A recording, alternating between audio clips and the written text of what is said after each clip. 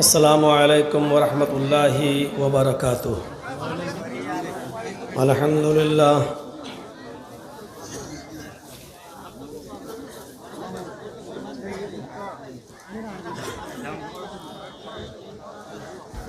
अल्हम्दुलिल्लाहि नहमदुहु व नस्तईनुहु व नस्तगफिरुह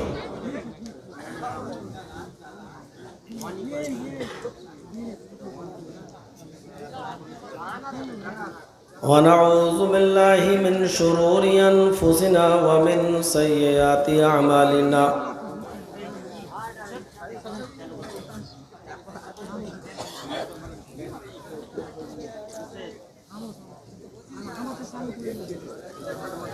मन यहदिहिल्लाहु फला मुज़िल्ल लहु व मन युज़लिल्हु फला हादिय लहु।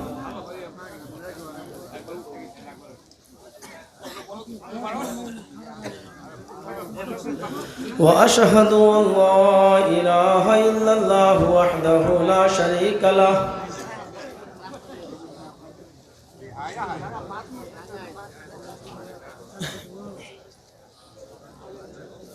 व अशहदु अन्न मुहम्मदन अब्दुहु व रसूलुहु। अम्मा बाद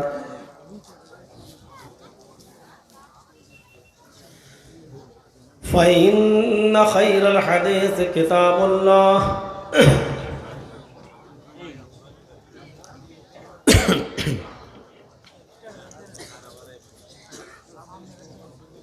व खैरल हदी हदी मुहम्मदिन सल्लल्लाहु अलैहि वसल्लम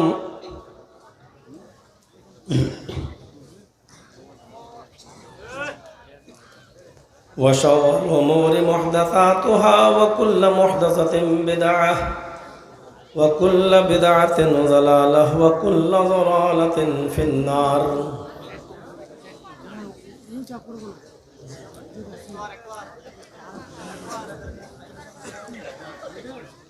अऊज़ु बिल्लाहि मिनश शैतानिर रजीम। बिस्मिल्लाहिर रहमानिर रहीम।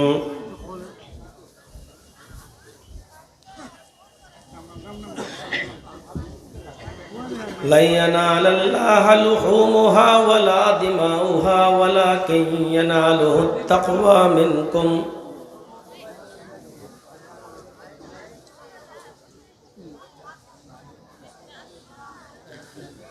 वअन अबी हुरैरह रज़ियल्लाहु तआला अन्हु क़ाल क़ाल रसूलुल्लाहि सल्लल्लाहु अलैहि वसल्लम इन्नल्लाह ला यंज़ुरु इला अजसामिकुम वला इला सुवरिकुम वलाकिन यंज़ुरु इला क़ुलूबिकुम।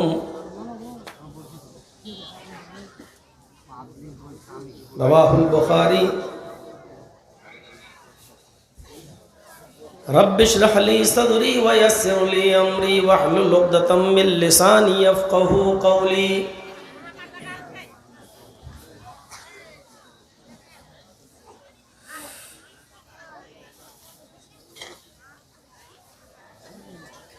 मुअज़्ज़ज़ उलमाए किराम, स्टेज पर बैठे हुए इस इलाके के बावक़ार बाइज़्ज़त अहबाब, मुअज़्ज़मपुर कलियाचक डिस्ट्रिक्ट मालदा और उसके अतराफ़ से आए हुए निहायत ही मोहतरम सामीन हज़रात,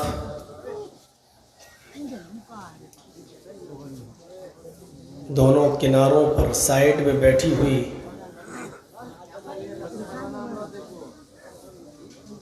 इस्लामी ख़वातीन माँ और बहनों, नौजवानों, अजीज़ बच्चों,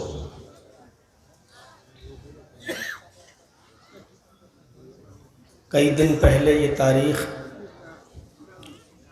4 और 5 फरवरी आपके यहाँ फिक्स थी। कई दिनों से आप लोगों ने इसको सजाया है और आज धीरे धीरे वो तारीख़ निकट आती गई और आज वो मुबारक दिन हमें और आपको देखने को मिला। और उस दिन की इस रात में इस जगह पर बैठकर अल्लाह और उसके रसूल की कुरान और हदीस की बातें सुनने का हमें मौका अल्लाह तबारक व तआला ने अता फरमाया है। जिस तरह हम सुन रहे हैं औरों को भी सुना है। अल्लाह से दुआ करता हूँ कि इलाहुल आलमीन इसी तरह हमें उन बातों पर अमल करने की तौफीक भी अता फरमा।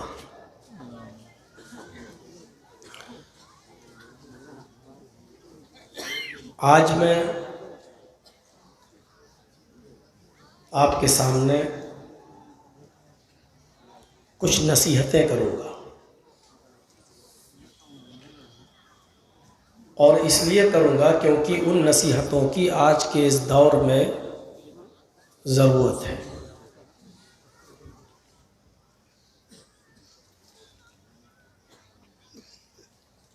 पूरा साल 2020 एक ख़तरनाक बीमारी के चपेट में आ गया और गुज़र गया। और इस लॉकडाउन ने हमारे इस वतन अज़ीज़, इस मुल्क हिंदुस्तान की हर तरीक़े से कमर तोड़ कर रख दी है। इक़्तिसादी हो, माशी हो, सर्विस के लाइन की हो, बिज़नेस के लाइन की हो, कारोबारी हो, हर तरीक़े से कमर टूटी हुई है। अल्लाह से दुआ कीजिए कि ये 2021 इस साल को वो रहमत का साल बनाए और हमारे मुल्क के लिए भी अमन और शांति और सुकून का साल इसको बनाए। पूरे साल प्रोग्राम नहीं हुए और अब कुछ जो शुरू हुए हैं तो उसमें तड़प देखी जा रही है लोगों की। मुझे कल 2 प्रोग्राम एक दिन में निपटाना पड़े। परसों मेरा प्रोग्राम था मेरठ में, डिस्ट्रिक्ट गाज़ियाबाद के टाउन भोजपुर में,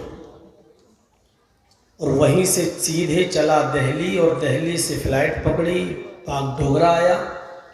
और कल पहला प्रोग्राम मैंने किया शाम को 4:15 से लेकर 5:20 तक पंजीपाड़ा में, और वहाँ से फिर सफ़र किया तो रात के 11 बजे से लेकर 1 बजे तक कल प्रोग्राम। फिर दूसरा मैंने किया भाटोल में और फिर आज आपके सामने। तो इससे ये पता चल रहा है कि लोगों में चाहत बढ़ रही है। लेकिन मेरा मकसद ये है कि प्रोग्राम सुनने की चाहत न हो, उससे ज़्यादा अमल की चाहत हो। आपको याद होगा अल्लाह के रसूल सल्लल्लाहु अलैहि वसल्लम ने अपनी पूरी ज़िंदगी में कभी 2 घंटे की तकरीर नहीं की। कोई एक दुनिया का कोई मौलवी इसको साबित नहीं कर सकता कि 2 घंटे कभी आपने बोला हो। 2 घंटा छोड़िए, कभी 1 घंटे की भी तकरीर नहीं की। मैं समझता हूँ 1 घंटा भी बहुत ज़्यादा हो गया, आधे घंटे का भी कभी अल्लाह के रसूल ने खुतबा नहीं दिया, तकरीर नहीं की। अल्लाह के रसूल की सबसे लंबी तकरीर, सबसे लंबा भाषण आखिरी खुतबा था हज्जतुल विदा का। लेकिन अगर उस खुतबे को भी अगर हम पूरा पढ़ दें, आपके सामने सुना दें, तो उससे आपको अंदाज़ा होगा कि अल्लाह के रसूल सल्लल्लाहु अलैहि वसल्लम ने जो सबसे लंबा भाषण दिया था खुतबा हज्जतुल विदा में, वो भाषण भी आपका 15 या 20 मिनट से ज़्यादा नहीं होगा। इस्लाम तकरीरों से फैला ही नहीं है, जलसों से फैला ही नहीं है। एक रस्म बनी हुई है जो चली आ रही है, और इस जलसे को ख़त्म होने के बाद फिर रस्म एक और चलती है, मौलाना साहब से हाथ मिलाने की। जलसा ख़त्म हुआ, सलाम वालेकुम, सलाम वालेकुम, हाथ मिलाएंगे, ऐसा लगेगा जैसे अब जलसे के बाद हाथ मिलाना ज़रूरी हो गया है, इसके बगैर हमें जन्नत नहीं मिलेगी।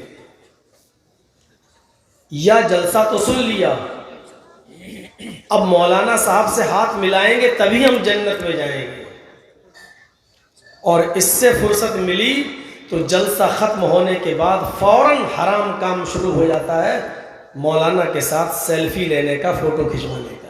ये जलसे की हालत है। तकरीर ख़त्म, यहाँ सेल्फी, अब उसको फेसबुक पे डाल रहे हैं एक टाइम लाइन में, फलां मौलाना के साथ मेरी मुलाकात हुई। अब उनको कमेंट में मुबारकबाद मिल रही, माशाअल्लाह मुझे भी मिलवा दीजिए। ये जलसों में हो रहा है। अल्लाह के रसूल सल्लल्लाहु अलैहि वसल्लम ने खुतबा दिया है, तकरीर की, ईद के दिन। पहले मर्दों में औरतें आती थीं, आवाज़ औरतों तक रही गई, तो मर्दों में खिताब करने के बाद, भाषण देने के बाद अल्लाह के रसूल औरतों में गए, लेडीज़ के अंदर, ख्वातीन के अंदर गए, तो आपने उनको भी नसीहत की। और जानते हो अल्लाह के रसूल ने ईद के दिन, ईद की नमाज के बाद औरतों में जो खुतबा दिया वो क्या था? या माशरन निसाई तसद्दक़न फ़इन्नी उरीतुकुन्न अक्सर अहलिन नार क़ुलना व बिमा या रसूलल्लाह क़ाल तुक्सिरनल लअन व तकफुरनल अशीर। कितनी देर लगी इतने खुतबे में? ये खुतबा था अल्लाह के रसूल, बस हो गया। अब सुनिए, औरतों में जब आपने खिताब किया तो क्या फरमाया? आए औरतों, आए लेडीज, आए ख्वातीन, आए मोमिना औरतों, तसद्दक़ना फ़इन्नी उरीतुकुन्ना अक्सरा अहलिन नार। मर्दों की बनिस्बत तुम ज्यादा सदका खैरात किया करो। मर्द तो करते ही हैं, लेकिन मर्दों की बनिस्बत तुम्हारे अंदर सदका करने का जज्बा और जोश और ज्यादा होना चाहिए। सदका करो, खैरात करो, गरीबों और मिस्कीनों में दो। और उसकी वजह क्या बताई? फ़इन्नी उरीतुकुन्ना अक्सरा अहलिन नार, इसलिए कि जब मुझे जहन्नम दिखाई दी तो मैंने जहन्नम के अंदर तुम्हें सबसे ज्यादा जलते हुए देखा है। जब ये पढ़ते हैं तो मर्द बड़े खुश होते हैं कि औरतें सबसे ज्यादा जहन्नम में जाएंगी। ऐसा लगता है जैसे उनको खुशी होती है, लेकिन ये नहीं सोचते कि वो औरतें भी हमारी माँ, बहन, बेटियां हैं, सिर्फ बीवी नहीं होती है।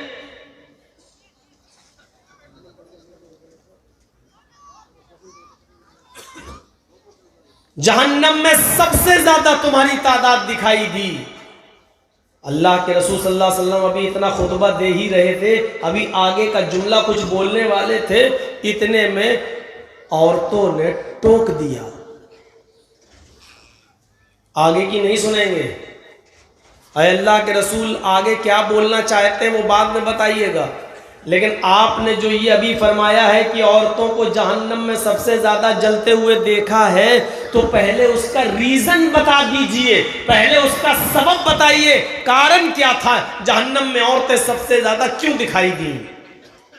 आप वजह बता दीजिए, रीजन बता दीजिए, ताकि हम अभी से अपनी आपकी इस्लाह कर लें, फिक्र कर लें, और वो बात अगर हमारे अंदर पाई जा रही है तो हम उससे दूर हो जाएं।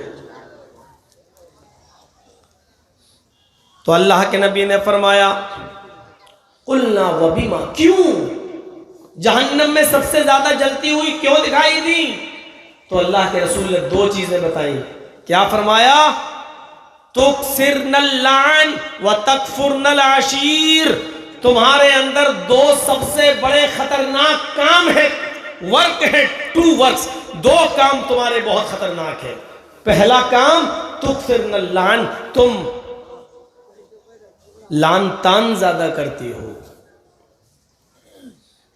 दूसरे लफ्जों में कह दूं, तुम मुंह बहुत चलाती हो, उल्टा सीधा बहुत बोलती हो। तुक्सिरनल लान, अब देखिए एक औरत का मिजाज होता है। बीवी ने कहा पति से, शौहर से, कि मैं घर जाना चाहती हूँ, चली जाऊँ। तो शौहर ने कहा बड़ी अच्छी बात है, अपने माँ बाप से मिलना चाहती तो जाओ, मेरी तरफ से पूरी इजाज़त है। एकदम चीख पड़ी, हाँ तुम तो चाहते ही हो कि मैं घर चली जाऊँ, तुम्हें सुकून मिल जाएगा। हाँ तुम्हें कहाँ मेरी ज़रूरत है, तुम तो चाहती हो कि मैं घर चला जाऊँ, चली जाऊँ। शौहर ने कहा ला हौला वला कुव्वता इल्ला बिल्लाह, अरे कमबख्त तूने ही तो कहा कि मैं घर जाना चाहती हूँ, मैं इजाज़त दे रहा हूँ, तो बेकार हो गया। अब इसी औरत का मिजाज देखिए, शौहर से कहती है कि मैं घर जाना चाहती हूँ, क्या मैं चली जाऊं। शौहर कहता है नहीं नहीं अभी मत जाओ, क्या करोगी, 2-4 दिन के बाद चले जाना, अभी मुझे बहुत से काम है, तुम हमारी हेल्प करो। हाँ मैं तो जब से आई हूँ तब से नौकर बन गई, तो रह रही हूँ घर में, कैद करके रख दिया है तुमने मुझे अपने घर के अंदर, कभी मैके नहीं जाने देते हो। शौहर ने कहा ला हौला वला कुव्वता इल्ला बिल्लाह, भेजूं तो आफत, न भेजूं तो मुसीबत। अब शौहर करे तो क्या करे बेचारा, इस सूरत हाल को समझना है। ऐसे ही नहीं 2 जुमलों में बात खत्म की थी अल्लाह के नबी सल्लल्लाहु अलैहि वसल्लम ने। क्या कहा था, पहला रीजन क्या है तुम्हारे सबसे ज्यादा जहन्नम में जाने का, तुक्सिरनल लान, तुम लानो तान ज्यादा करती हो, मुंह ज्यादा चलाती हो। और लान तान का मतलब फलानी ऐसी, फलानी ढमका ऐसी है, वो अच्छा वो बहुत गलत, किसी न किसी की बुराई चल रही हो। और दूसरी चीज आपने क्या फरमाई, व तकफुरनल आशीर, तुम अपने पति की, शौहर की, अपने हस्बैंड की नाफरमानी बहुत करती हो। औरतें जहन्नम में सबसे ज्यादा जो जाएंगी वो सिर्फ 2 रीजन की वजह से, एक तो अपनी जबान दराजी की वजह से, उल्टा सीधा बोलने की वजह से, और दूसरा अपने शौहर की नाफरमानी करने की वजह से। ये मैं सिर्फ ये बताने का मकसद ये है कि ज्यादा लंबी चौड़ी तकरीर नहीं होती थी। अल्लाह के रसूल ने 2 बातें कही बस, इसके बाद खुतबा खत्म। कितनी देर लगी, आए और तो सदका और खैरात करो, मैंने जहन्नम में तुम्हें सबसे ज्यादा जलते हुए देखा है। कुछ औरतों ने सवाल किया सबसे ज्यादा जलने की वजह क्या है।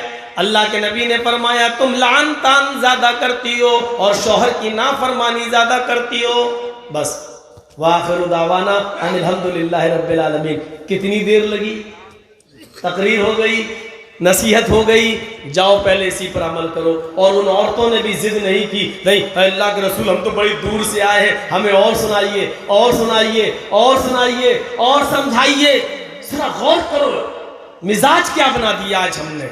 रस्म मत बनाओ जलसे को, जलसों के बाद फिर सेल्फी लेना, फिर ये करना और वो करना, और अमल के बजाय लोगों से कमेंट हासिल करना कि बस हमने जलसा करवाया था, हमारे यहाँ जर्जी साहब आए थे।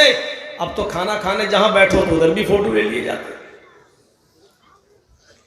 पानी पियो तो उधर भी फोटो ले लिए जाते हैं, बिस्तर पर लेटा हुआ है कोई आदमी मिलने आया तो वो भी लेटे लेटे फोटो ले रहा है। हमें तो डर लगता है कहीं अगर बाथरूम में जाऊं तो उधर का फोटो ना लेना शुरू कर देंगे लोग कि इधर का भी ले लिया जाए, भाई छोड़ा ही नहीं जाए। इतनी इजाजत नहीं है शरीयत के अंदर कि आप जहां चाहेंगे वहां सेल्फी ले लीजिए, जहां चाहेंगे आप जैसा मिसयूज करना चाहें, इतनी इजाजत नहीं। और जो भी इबादत हो, जो भी उस इबादत के अंदर खुलूस होना चाहिए। जलसा कर रहे हैं, अल्लाह हम इस मकसद से कर रहे हैं, इस मकसद में कामयाबी अता फरमाए। खुलूस के बिना, इखलास के बिना आपकी इबादत बेकार है। बहुत ज्यादा लंबी और चौड़ी तकरीरें सुनने की आदत मत डालिए, और जो भी काम करिए आप उसके अंदर खुलूस होना चाहिए। बहुत दूर से एक सहाबी आए और अल्लाह के नबी सल्लल्लाहु अलैहि वसल्लम से मुलाकात करने की गरज से उन्होंने लंबा सफ़र किया और आए और आकर बैठ गए।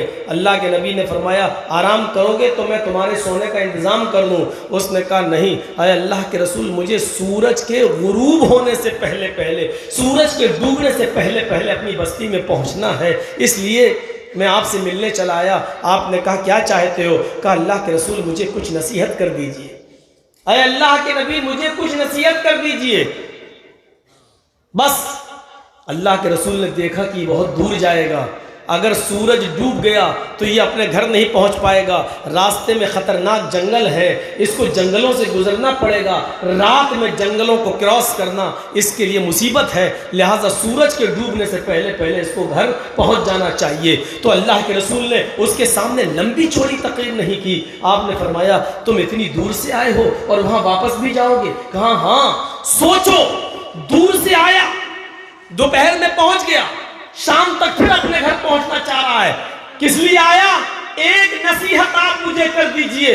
अल्लाह के रसूल ने सिर्फ एक ही नसीहत उसको की और इस नसीहत ने उसकी दिल की जिंदगी बदल दी। आपने उससे फरमाया तुम जंगल से होते हुए घर जाओगे? हाँ चले जाओ। कहा अल्लाह के रसूल नसीहत? कहा नसीहत सिर्फ एक है, इज़ा सअलता फस्अलिल्लाह व इज़ा इस्तअनता फस्तईन बिल्लाह। रास्ते में अगर कभी भी किसी भी चीज की जरूरत तुझे पड़ जाए तो सिर्फ एक अल्लाह से सवाल करना। इज़ा सअलता फस्अलिल्लाह, सिर्फ एक अल्लाह से सवाल करना।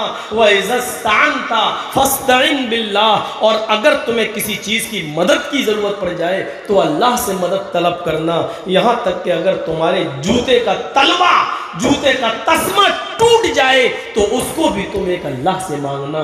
ये नसीहत की और आपने उसको रुखसत कर दिया कि जाओ, अब तुम जा सकते हो। गौर करो इन तीन बातों में कितना टाइम लगा। तुम जा रहे हो, जाओ, रास्ता लंबा है, सूरज के डूबने से पहले तुम्हें अपने घर पहुंचना है। इन बस एक नसीहत याद रखना, अगर कभी किसी चीज का सवाल करना हो तो अल्लाह से सवाल करना, अगर मदद मांगना हो तो अल्लाह से मदद मांगना, और तुम्हारा जूता भी अगर टूट जाए, उसके नीचे का तलवा भी अगर टूट जाए तो उसका सवाल भी अल्लाह से करना। मेरे भाइयों, इस नसीहत ने उसकी पूरी जिंदगी बदल दी। पूरा इस्लाम इसी पर डिपेंड है, पूरा दीन यही है कि जो मांगो अल्लाह से मांगो। बाकायदा अल्लाह तबारक व तआला ने कुरान के सूरह फातिहा में ये आयत नाजिल कर दी, जब तुम नमाज पढ़ो तो तुम्हारी कोई भी नमाज, चाहे वो फर्ज हो, चाहे वो सुन्नत हो, चाहे वो नफिल हो, चाहे वो इशराक हो, चाहे वो चाश्त हो, चाहे वो तहज्जुद हो, चाहे वो तरावी हो, चाहे वो वितर हो, चाहे वो जनाजा हो, कोई भी नमाज हो, तुम्हें यह आयत पढ़ना ही पड़ेगी। इय्याका नअबुदु व इय्याका नस्तईन, ऐ अल्लाह हम तेरी ही इबादत करते हैं और तुझसे ही मदद तलब करते हैं।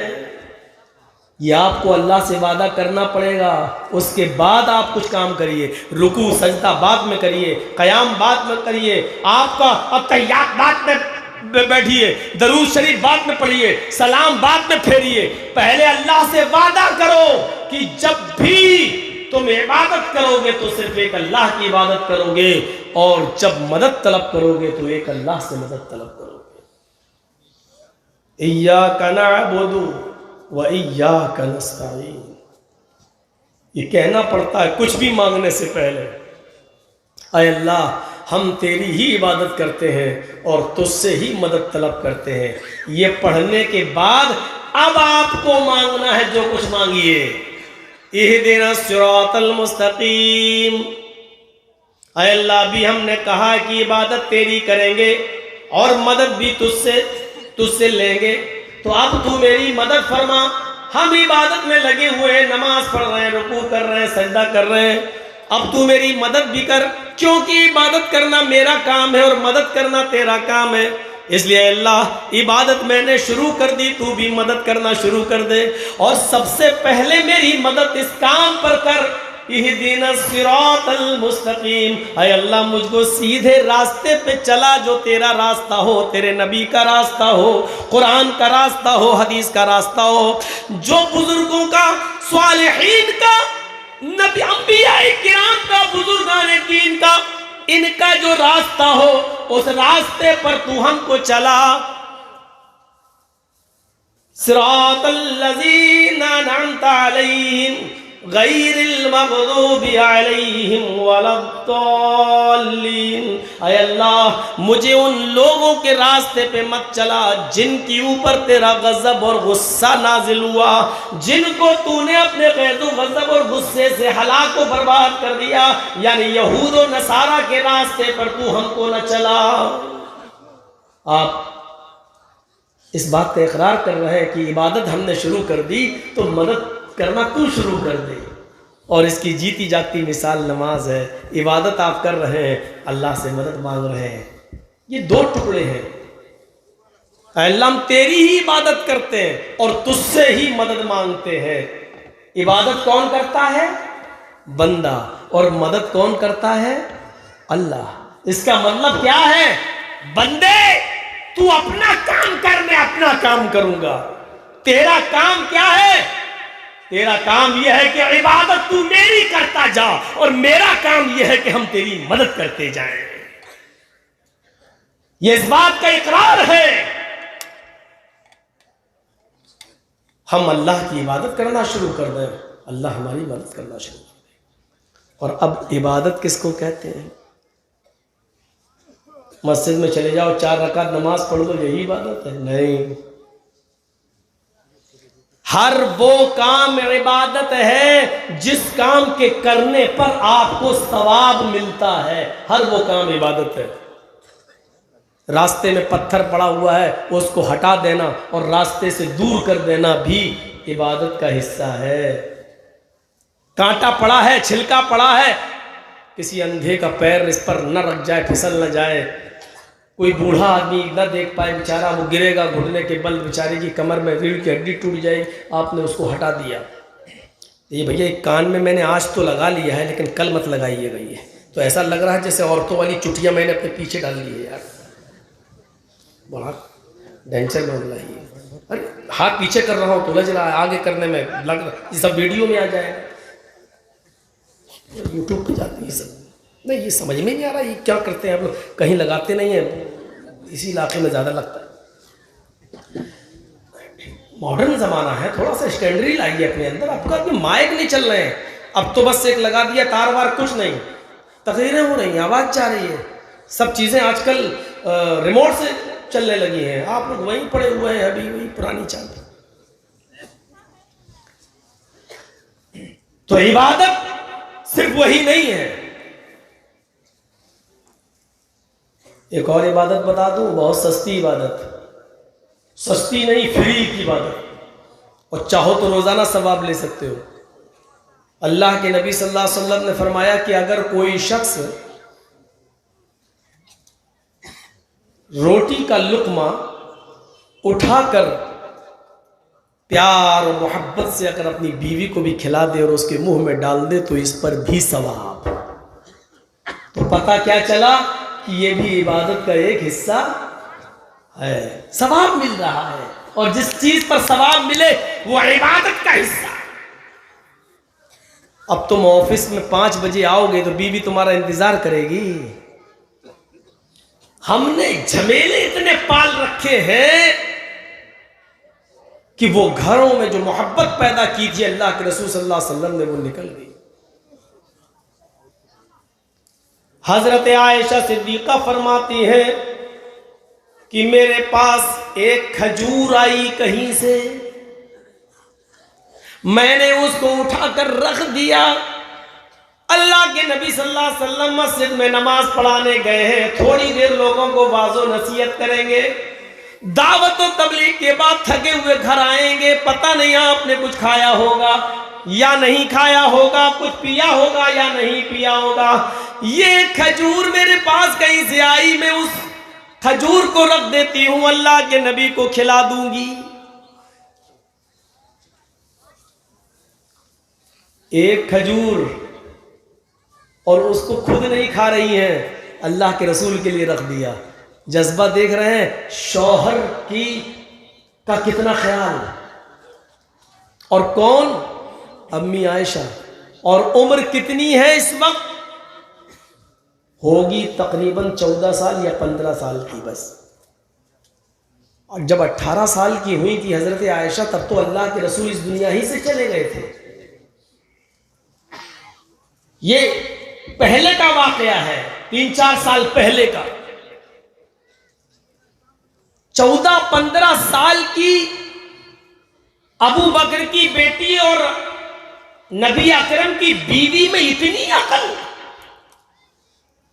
आज हमारी बच्चियों की शादी जब होती है 20, 22, 25 साल की उम्र में, तो माँ और बाप की तरफ से जो जहेज का सामान मिलता है, इन औरतों को, हमारी बेटियों को अपने घरों में ससुराल जाने के बाद अपने माँ बाप के तरफ से मिले हुए बर्तनों को भी संभालना नहीं आता है।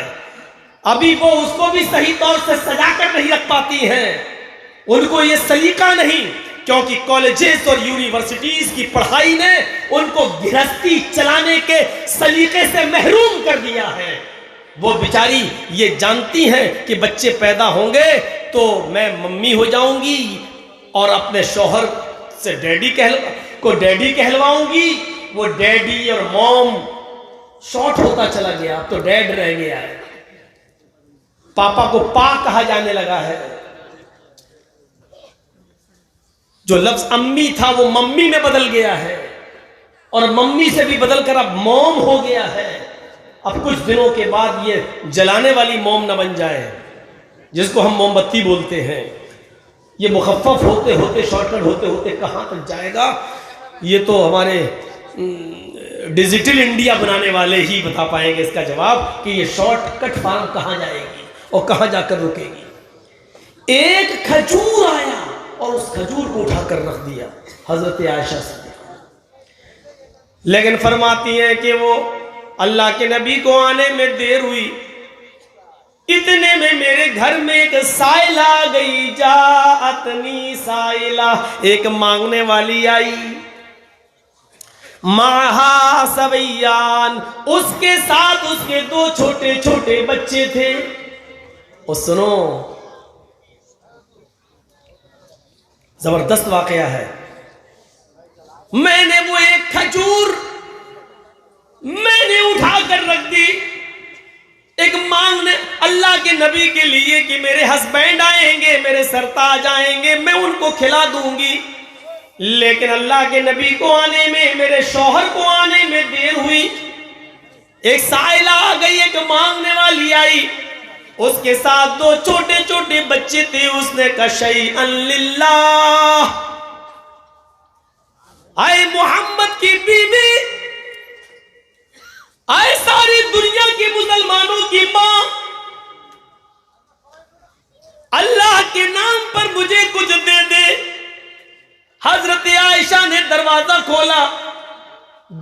देखती हैं बाल बिखरे पड़े हैं, कपड़ों में पैबंद लगा हुआ है, जोड़ लगे हुए हैं, दो छोटे छोटे बच्चे हैं उसके साथ, जो भूख की वजह से उनके चेहरों पर बदरौनकी छाई हुई है।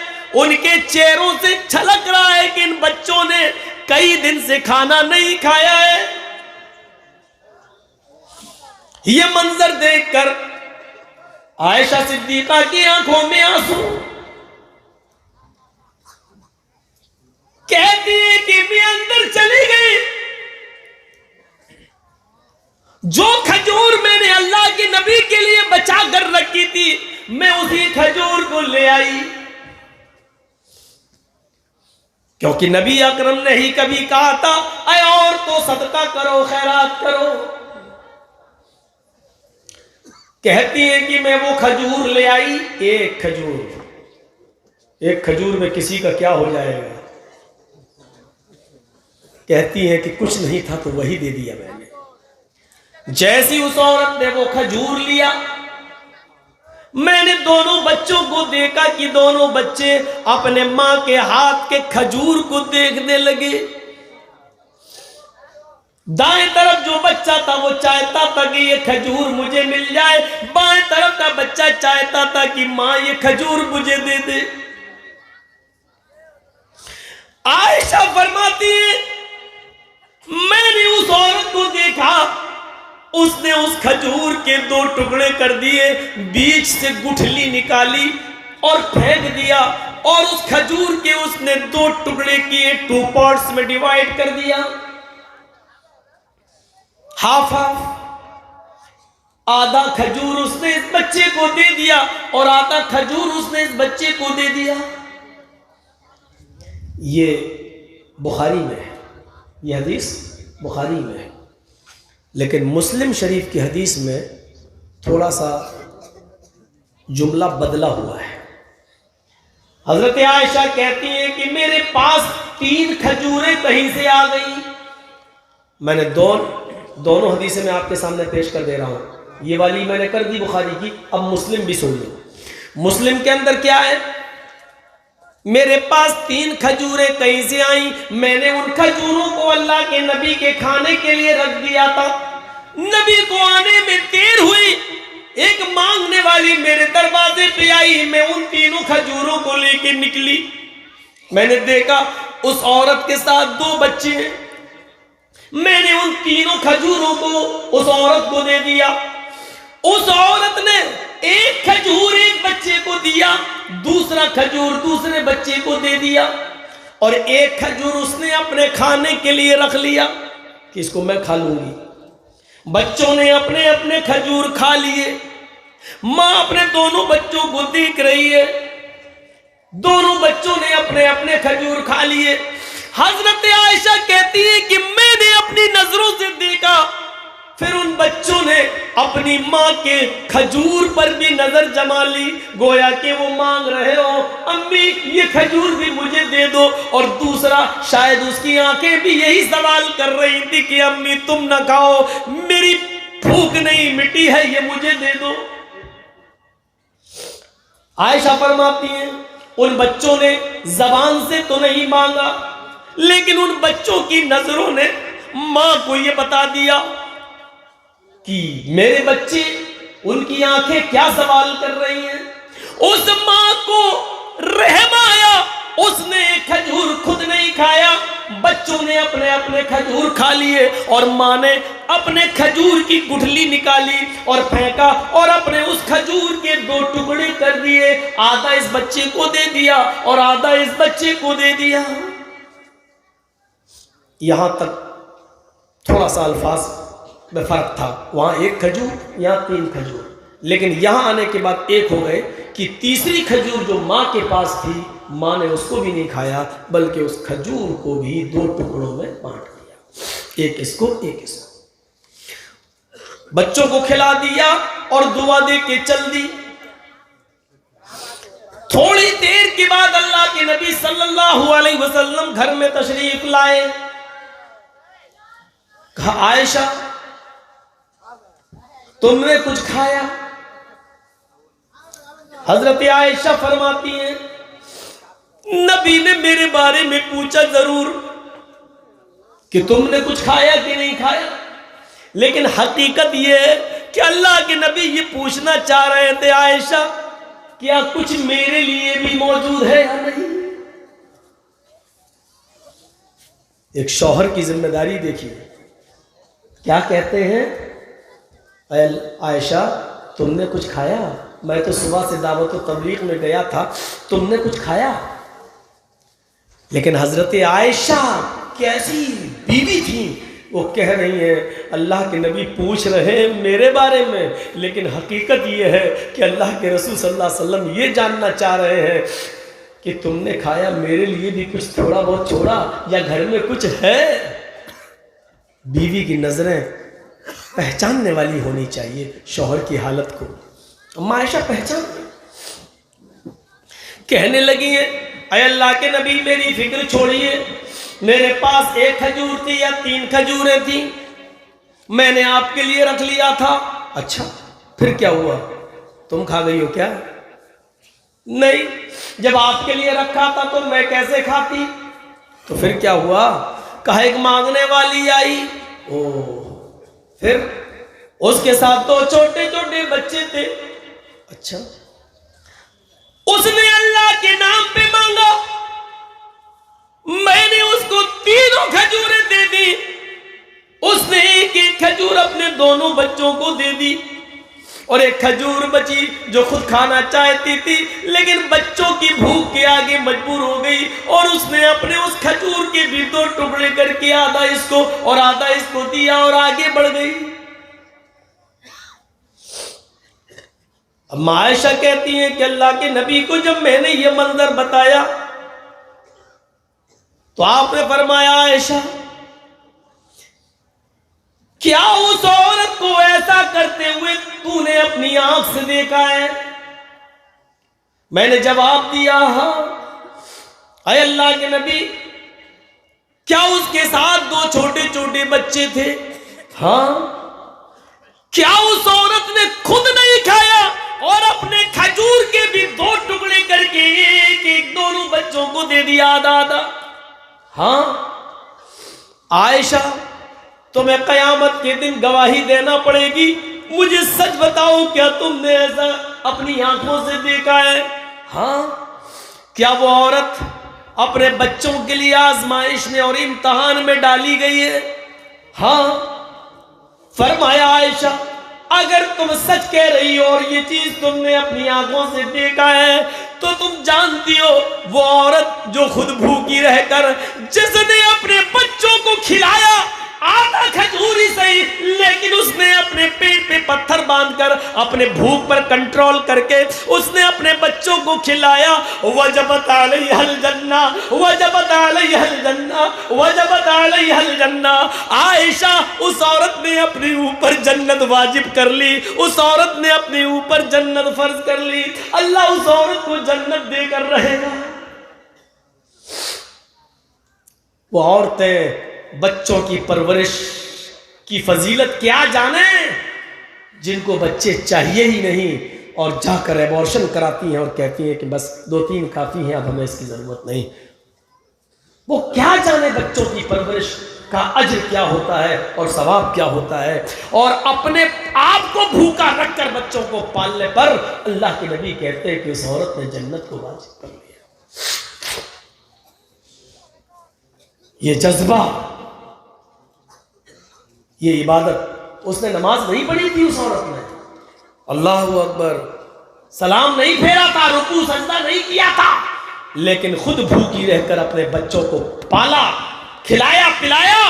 इस पर भी अल्लाह के नबी कह रहे हैं कि उस पर जन्नत वाजिब। इसका मतलब यह है कि अपने आप को भूखा रखकर अपने बच्चों को पालना, उनको खिलाना और पिलाना, उनके लिए मेहनत करना, उनके लिए मजदूरी करके लाना और उनका पेट पालना भी इबादत है। तुम अल्लाह की इबादत करते रहो, अल्लाह मदद करता रहेगा। यानी रिस्क हलाल कमाते रहो, तुम कोशिश तो करो हलाल रोजी कमाने की, क्योंकि इबादत है। अल्लाह ने कहा तुम इबादत जब करोगे मेरी तो मदद हम करेंगे। तुम्हारे उस कारोबार में भी हम मदद करेंगे।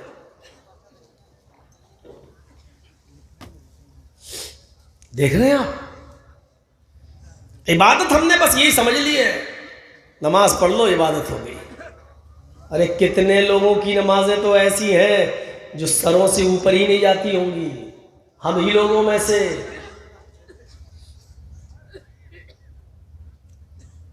है कोई? पढ़िए वो हदीस, एक आदमी सफर करता है और मुसाफिर होकर कहीं जाता है। अल्लाह के नबी फरमाते हैं कि सफर में अल्लाह मुसाफिर की दुआ जरूर कबूल करता है, लेकिन ये अजीब मुसाफिर है, ये सफर करता हुआ लंबा चौड़ा परेशानियां उठाते हुए किसी दूसरी बस्ती में गया। अजान का वक्त हुआ, वुजू बनाया और मस्जिद में चला गया, नमाज पढ़ता है, इबादत करता है। उसके बाद अल्लाह ताला को तन्हाई में पुकारता है, या रब्बी या रब्बी या रब्बी, आए अल्लाह मुझे ये दे, मुझे ये दे, मुझे ये दे। मुसाफिर है, जानता है, हदीस है, अल्लाह के नबी ने फरमाया मुसाफिर की दुआ अल्लाह रद्द नहीं करता। ये सोच रहा है कि अल्लाह मेरी दुआ कबूल करेगा इसलिए कि मैं मुसाफिर हूं। ये मुसाफिर कहता है या रब्बी या रब्बी या रब्बी, हाय अल्लाह मुझे ये दे, मुझे ये दे, मुझे ये दे। ऊपर से आवाज आती है, अल्लाह फरमाता है मेरे बंदे मैं तुझे कुछ नहीं दूंगा। अल्लाह ऐसा क्यों है? मैंने ज़ोहर में भी कहा या रब्बी या रब्बी, हाय अल्लाह मुझे ये दे, मुझे ये दे। असर में भी बोला, मगरिब में भी बोला, इशा में भी बोला। अल्लाह पूरी रात में भी उठा, तहज्जुद की नमाज में भी मैंने तुझे पुकारा लेकिन मेरी मदद नहीं हो रही है। अल्लाह तो फजर की नमाज में मैं चला आया, अल्लाह मुझे ये दे दे, मुझे ये दे दे, मुझे ये दे दे। ऊपर से आवाज आती है, आए मेरे बंदे मेरा नबी झूठा नहीं है, उसने कहा मुसाफिर की दुआ अल्लाह सुनता है, लेकिन मैं तुझे दूं तो कहां से दूं? मतामुहु हराम व मशरबुहु हराम व मलबसुहु हराम व गुज़िया बिल हराम। ओ मेरे बंदे तू जो खा कर आया है वो माल हराम था, जो खा कर आया है वो हराम माल था। आए मेरे बंदे तू जो पी कर आया वो भी हराम। मतामु हराम, तेरा खाना हराम का, तेरा पीना हराम का। वह मलबसुहु हराम, तेरे जिस्म पर जो कपड़ा है वो भी माल हराम का, हराम कमाई से तूने खरीदा है। वह गुज़िया बिल हराम, तेरी रगों में जो खून दौड़ रहा है वो हराम माल खा खा कर बना हुआ है, जो तेरी रगों में सरायत किया हुआ है, तेरी परवरिश हराम माल से हुई है। फअन्ना युस्तजाबु लिज़ालिक, ऐ फरिश्तों बताओ मेरा बंदा अपना सर जमीन पे रख के मुझे पुकार रहा है, तुम ही बताओ जब खाना हराम, पीना हराम, लिबास हराम, पोशाक हराम, बदन में बॉडी में दौड़ने वाला खून भी माल हराम से, तो मैं अपने इस बंदे की दुआ कहां से सुनूं? मैं तो पाक हूं और पाकी को पसंद करता हूं, ये तो पूरा का पूरा नापाक है, इसकी बॉडी में नापाक खून दौड़ रहा है, माल हराम से बना हुआ खून दौड़ रहा है, मैं इसकी दुआ सुनूं तो कहां से सुनूं? नहीं सुनूंगा, मैं उसी की सुनूंगा जो हलाल रोजी, हलाल मेहनत करेगा, रिज़्क़ हलाल कमाएगा और खाएगा और उसी से कपड़ा खरीदेगा। जरूरी नहीं 1000 रुपए का कपड़ा पहना जाए, 100 रुपए का कपड़ा भी पहनकर अपना जिस्म छिपाया जा सकता है, अपना सतर छिपाया जा सकता है। तो रिज़्क़ हलाल खाना भी इबादत और हराम चीज से बचना भी इबादत। इबादत में इखलास होना चाहिए, इबादत में इखलास होना चाहिए जब भी हो। ये इबादत हम किसके लिए कर रहे हैं? सिर्फ अल्लाह के लिए। अभी देखिए मैंने बताया ना, इय्याका नअबुदु, आप इकरार ही कर रहे हैं सबसे पहले कि अल्लाह तेरे अलावा हम किसी और की इबादत नहीं करते। इय्याका नअबुदु व इय्याका नस्तईन, ऐ अल्लाह इबादत भी तेरी और मदद भी तुझसे। ये दो चीजों को आज हम समझ लें। इबादत में इखलास जरूरी है। लन यनालल्लाह लुहूमुहा वला दिमाउहा, अल्लाह ताला उन लोगों की कुर्बानियों को कबूल नहीं करता जो 3 बकरे 4 खस्सी लाए और ज़िबा करते हैं और दिखाते हैं कि देखो पहले दिन भी हमने कुर्बानी की, दूसरे दिन भी की, तीसरे दिन भी की, लोगों को दिखा रहे हैं देखो अल्लाह ने मुझे दिया तो मैं इतनी इतनी कर रहा हूं। अल्लाह कहता है मेरे बंदो 3 नहीं 30 बकरे, 30 नहीं 300 खस्सी, 300 नहीं 3000 खस्सी ज़िबा कर डालो। याद रखना तुम्हारे इन जानवरों का खून और गोश्त हमारे पास नहीं आता है। लन यनालल्लाह लुहूमुहा वला दिमाउहा, तुम्हारे इन जानवरों का खून और उसका गोश्त हमारे पास नहीं पहुंचता। वलाकिन यंजुरु, अल्लाह फरमाता है वलाकिन यनालुहु तक़वा मिनकुम, ओ मेरे बंदो मैं तो तुम्हारे दिलों का तक़वा देखता हूं, तुम्हारे दिलों में कितना इखलास है, खुलूस है, वो मैं देखता हूं, तक़वा देखता हूं। लोग बयान करते हैं ना, आपने भी सुना होगा, अपने इलाके में बहुत सी तकरीरें होती होंगी कुर्बानी के दिनों में, तो कहते होंगे ये हदीस लोग बड़े शौक से बयान करते होंगे कि कुर्बानी का कितना सवाब है, अल्लाह ताला हर एक बाल के बदले में एक नेकी देगा। मौलाना लोग बयान करते होंगे, जबकि ये हदीस सही है ही नहीं। कुर्बानी के हर बाल के बदले में एक नेकी। साहबा ने पूछा अल्लाह के रसूल अगर बाल ना हो, ऊन हो तो, जैसे भेड़ होता है, मेंढा होता है और उस पर बाल नहीं होता तो ऊन हो, तो अल्लाह के नबी ने फरमाया हर ऊन के एक एक रेशे के बदले में एक एक नेकी। यह हदीस ही नहीं सही। आप खुद बताइए, मैं गरीब हूं लेकिन एक खस्सी करने की ताकत है मेरे पास, मैं ले आया। मौलाना मुजीबुर रहमान साहब बहुत अमीर हैं, पैसे वाले हैं, ये 4 बकरे लाए। अब मेरे बकरे में, मेरे खस्सी में बाल, अगर एक आइडिया बता रहा हूं, मान लीजिए 2 लाख बाल हैं, तो हमें नेकी कितनी मिल रही है? 2 लाख। और मुजीबुर रहमान साहब के 4 बकरे हैं, इनके चारों बकरों में बाल हो गए 8 लाख, तो इनको 8 लाख नेकी मिल रही है। ये अकल में भी नहीं आती ये बात। बाल की कोई चीज है ही नहीं। हमारे यहां खुलूस है, हम अल्लाह के लिए कर रहे हैं, इसलिए एक ही की ताकत एक कर रहे हैं। मुजीबुर रहमान साहब लोगों को दिखाने के लिए कर रहे हैं, देखो 4 कर रहे हैं। तो अब 8 लाख बाल के बदले में 8 लाख नेकी तो छोड़ो, एक नेकी नहीं मिलेगी, क्योंकि तुम्हारी नीयत खराब है। तुम लोगों को दिखाने के लिए कर रहे हो, अल्लाह के लिए नहीं। कदगन लगा दिया, यहीं पर रुकावट जारी कर दी। सुनो, कुर्बानी करने से पहले इतना याद रखना, कर रहे हो खुलूस है कि नहीं, याद रखना। लन यनालल्लाह लुहूमुहा वला दिमाउहा वलाकिन यनालुहु तक़वा मिनकुम, तुम जो कुर्बानी कर रहे हो उसका गोश्त अल्लाह के पास नहीं जाता, उसका खून भी अल्लाह के पास नहीं जाता, अल्लाह के पास तो सिर्फ तकवा जाता है। तुम किस तकवे से, तुम किस नीयत से कुर्बानी कर रहे हो, अल्लाह नीयत को देखता है, नीयत। वअन उमर इब्नुल खत्ताब रज़ियल्लाहु तआला अन्हु क़ाल समिअतु रसूलल्लाहि सल्लल्लाहु अलैहि वसल्लम यक़ूल इन्नमल अअमालु बिन्नियात व इन्नमा लिकुल्लि इम्रिइन मा नवा फमन कानत हिजरतुहु इलल्लाहि व रसूलिही फहिजरतुहु इलल्लाहि व रसूलिही व मन कानत हिजरतुहु लिदुनिया युसीबुहा अव इम्रातिन यनकिहुहा फहिजरतुहु इला मा हाजर इलैहि। रवाहुल बुखारी और मुस्लिम। यह हदीस बुखारी और मुस्लिम दोनों के अंदर मौजूद है। हजरत उमर फारूक रज़ियल्लाहु ताला अन्हु फरमाते कि मैंने अल्लाह के नबी से सुना, अल्लाह के नबी फरमाते इन्नमल अअमालु बिन्नियात, तुम जो भी अमल करते हो तुम्हारे सारे अमलों का दारो मदार नीयत पर है। तुम जो भी अमल करते हो उन अमलों का डिपेंड आपकी नीयत पर है। नीयत अच्छी तो अमल कबूल, नीयत बेकार तो अमल बेकार। नीयतों पर डिपेंड है। और किसका?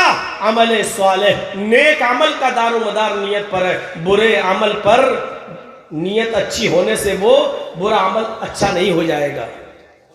गिलास बड़ा खूबसूरत है, जर्जी साहब की नीयत खराब हो गई, इसकी चोरी करें। लेकिन हमारी नीयत ये है कि इधर जो आदमी गरीब रहता है उस बेचारे के पास पीने के लिए कोई बर्तन नहीं है, इस आदमी का गिलास चुरा के मैं इसको दे दूंगा, बेचारा पानी पिएगा। ये तो अमीर आदमी है, इसके पास तो बर्तनों की कमी थोड़ी है। देखिए, हमारी नीयत चोरी करने की है। और ये भी है कि जिस आदमी का गिलास में चुरा रहा हूं बड़ा अमीर है, एक चुरा लूंगा उस पर कमी थोड़ी हो जाएगी। और तीसरी हमारी नीयत एक अच्छी क्या है, हम इस पर पानी खुद नहीं पिएंगे, हम अपने पड़ोस में रहने वाले किसी गरीब को दे देंगे, बेचारे को जिसके पास बर्तन नहीं है। नीयत कितनी अच्छी है मेरी, हम गरीब की मदद करना चाह रहे हैं, लेकिन चोरी के माल से। इसलिए गलत माल, गलत काम के अंदर हमारी अगर अच्छी नीयत हो गई तो इसका मतलब ये नहीं कि हमारे लिए चोरी जायज हो जाएगी। चोरी चोरी रहेगी, चाहे कितनी अच्छी नीयत हो, आप चोर कहलाएंगे और आप चोरी पर गुनाहगार होंगे।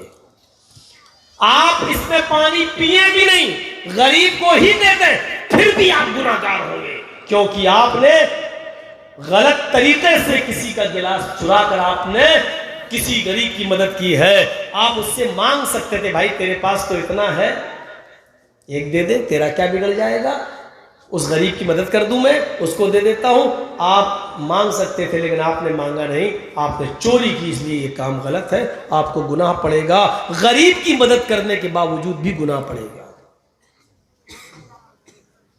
मुजीबुर रहमान साहब की जेब से 1 लाख रुपए चुरा के हम पड़ोस की मदद कर देते हैं, बेचारा अपनी लड़की की शादी कर देगा। हमने 1 रुपया भी नहीं लिया, उस गरीब ने लड़की की शादी भी कर दी, लेकिन हम ठंडी सांस ले रहे हैं, चलो बेचारे की गरीब लड़की का घर बस गया। लेकिन ऐसा करने से हमें सवाब नहीं मिलेगा, क्योंकि हमने गलत काम किया है, इसलिए हम इसके गुनाहगार होंगे। इसलिए अल्लाह के नबी ने फरमाया है, सहाबियों तुम हिजरत करके मक्के से मदीना जा रहे हो, नीयतें अपनी साफ रखना। फमन कानत हिजरतु इलल्लाहि व रसूली, जिसकी हिजरत अल्लाह और उसके रसूल के लिए होगी, हिजरतुहु इलल्लाहि व रसूल, तो उसकी हिजरत अल्लाह और उसके रसूल ही के लिए मानी जाएगी। लेकिन आए मक्के के लोगों, मदीने में अंसारियों की लड़कियां बड़ी खूबसूरत है, हसीनो जमील है। मदीने में अंसारियों की लड़कियां बड़ी खूबसूरत है और हसीनो जमील है। तुम लोगों में से बहुत से लोग हो सकता है इस नीयत से मदीना हिजरत करने जा रहे हो कि हम वहां जाएंगे और मदीने की अंसारियों की लड़कियों से हम निकाह कर लेंगे, या मदीने के अंसारी बड़े मालदार हैं, हमारी वो मदद करेंगे, जिसके पास 2 घर होंगे वो 1 घर दे देगा, जिसके पास 2 खेत होंगे वो 1 खेत दे देगा, जिसके पास 2 जानवर होंगे भेड़ बकरी वो 1 हमें दे देगा। यानी मान लेने के लिए, दुनिया कमाने के लिए, या उनकी लड़कियों से शादी करने की नीयत से अगर तुम जा रहे हो तो सुन लो, वमन कानत हिजरतुहु लिदुनिया युसीबुहा, अगर दुनिया पाने के लिए उनके मालो दौलत पर तुम्हारी नजर है, अविम्रातिन यनकिहुहा, या उनकी किसी औरत या लड़की से तुम्हारी नीयत निकाह करने की है, और इसलिए तुम मक्का छोड़ के मदीना हिजरत करने जा रहे हो, तो याद रखना तुम्हारी हिजरत अल्लाह और उसके रसूल के लिए नहीं होगी। फहिजरतुहु इला मा हाजरा इलैहि, बस जिस चीज की तुमने नियत की है तुम्हें वही मिलेगा। यानी लड़की तुम्हें मिल जाएगी, मालो दौलत तुम्हें मिल जाएगा, लेकिन तुम्हारी हिजरत अल्लाह और उसके रसूल के लिए नहीं मानी जाएगी। क्लियर कर दिया, साफ कर दिया।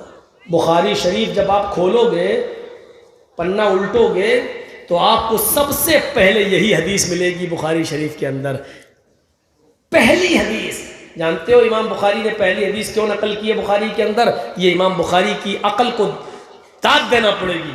क्योंकि आप जो बुखारी पढ़ने जा रहे हो, 7000 हदीसों का मुताला करने जा रहे हो, इसमें नमाज, रोज़े, हज, ज़कात, लेन देन, कारोबार, बिजनेस, जन्नत, जहन्नम, हर चीज़ के मामलात हैं। लेकिन इन तमाम मामलात को पढ़ने से पहले तुम अपनी नीयत सही कर लो, क्योंकि आगे का मामला सब नीयत पर डिपेंड है, नीयत पर डिपेंड है।